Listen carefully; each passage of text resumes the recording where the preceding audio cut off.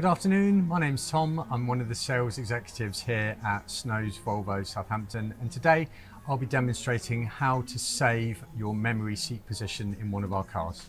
So here on the door card you have all of the buttons which will allow you to save a seat and mirror position. So on this particular car we're in an XC90, so that's got three particular memory options. In an XC60 and an XC40 for example, you do have just the two, plus a standard on an XC90 you also get fully electric and memory passenger seats. So here on the side of the seat we have a number of buttons which will adjust the seat, so it's pretty straightforward, but the great news is there's lots of ergonomic adjustment to all of our seats. So this vertical switch here, this will do the backrest angle, so your back support. This flat one here will do three different things. So keeping it flat, we can go forwards and we can go back. The back portion only will do height adjustment, so we can go up and down. The front portion of that same switch, we can elevate or we can lower the front portion of the seat. So there's lots of support underneath your knees, especially if you are long-limbed.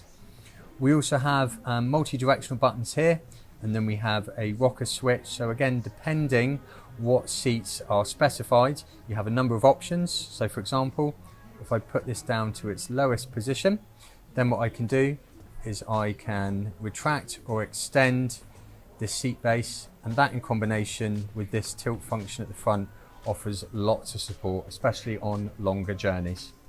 So using the rocker switch located at the front portion of those directional buttons, we can then say move it up and down, and on the main infotainment screen there's a very clear graphic as to what you are controlling with that rocker switch. So if, for example, we've already gone through the cushion extension, and you can see when I'm inputting with the directional buttons it will actually let me know what way I'm moving it.